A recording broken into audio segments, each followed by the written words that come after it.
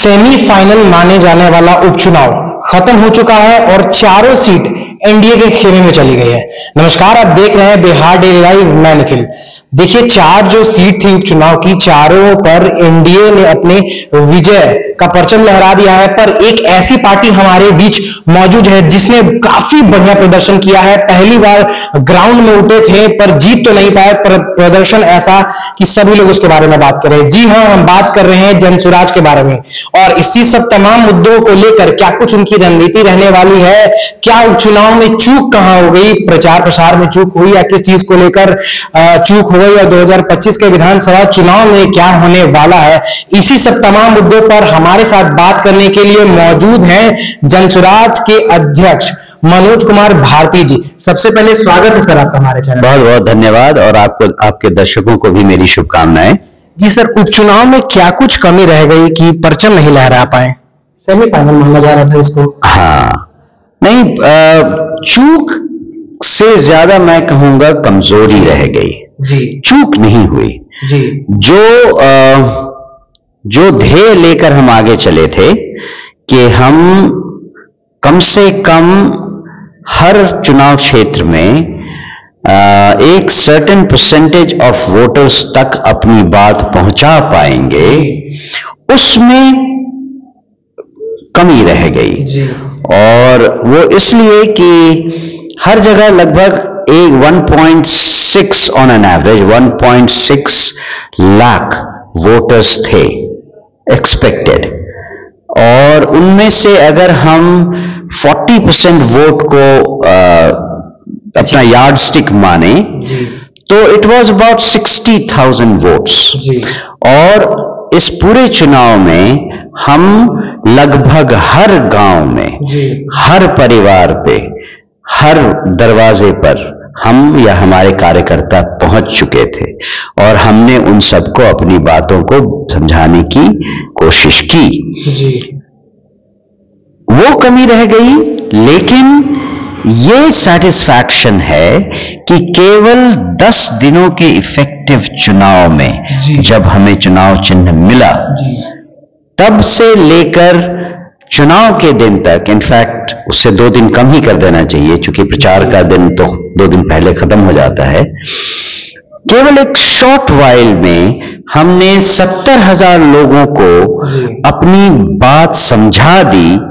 ये हमारे लिए बहुत ही बड़ी सेटिस्फैक्शन की बात, संतोष की बात है, और हम इससे ऊर्जा लेकर आगे काम करने की ऑलरेडी प्लानिंग बना चुके हैं। क्या रणनीति रहेगी 2025 विधानसभा चुनाव को लेकर? इसी 10% को 40% में बदलना। 10% को 40%? बिल्कुल। और ये हम किसी और कंडीशन पे बेस नहीं कर रहे हैं, हम किसी और शर्त पे नहीं कर रहे हैं।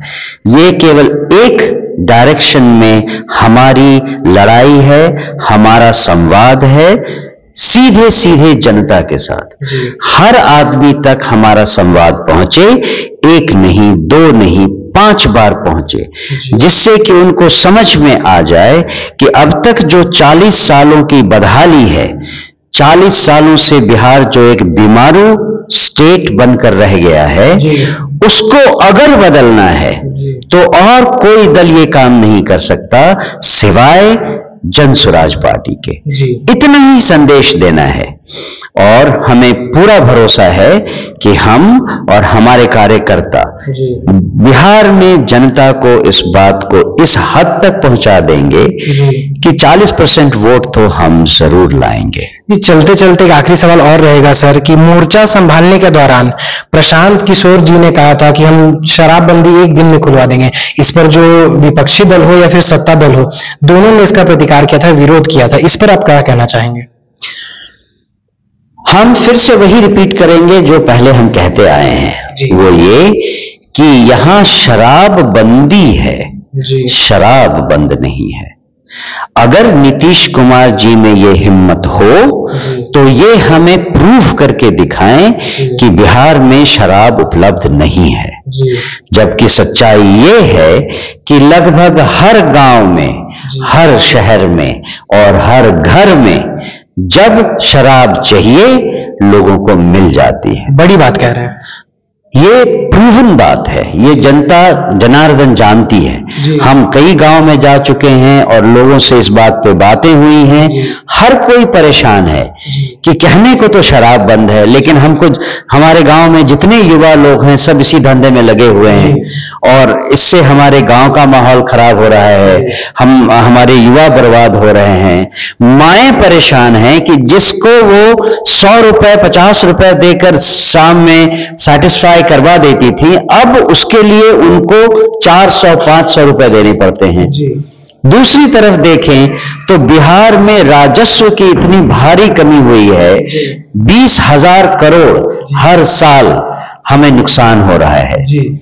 हमें नहीं मालूम कि बिहार सरकार क्या सोचती है।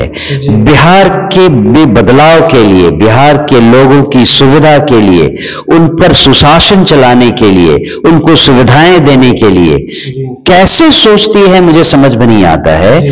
अगर वो 20,000 करोड़ हर साल केवल फूंक देने के लिए, हटा देने के लिए तैयार है, ये उनकी सोच कमजोर सोच दिखाती है।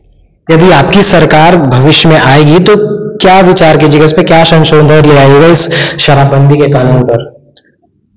बिहार और शायद ही 1-2 और राज्य हैं जहां शराबबंदी है, तो इसका मतलब क्या बाकी सारे 26 राज्यों में लोग बहुत परेशान हैं शराब के कारण? सब जगह लोग आराम से जिंदगी बसर कर रहे हैं। बिहार में ही ये एक मुद्दा क्यों बन गया है? उसका मेन कारण यह है कि बिहार में लॉ एंड ऑर्डर का सिचुएशन बिल्कुल आउट ऑफ कंट्रोल है। शराब को लाइए, लीगली यहां लाइए और लॉ एंड ऑर्डर को मजबूत कीजिए, आप देखिएगा किसी को परेशानी नहीं होगी। बस सीधी सी बात है, शराबबंदी हटाने की जरूरत है और कानून व्यवस्था को सही ढंग से जमीन पर उतारने की जरूरत है। बिहार में और कोई प्रॉब्लम नहीं होगी।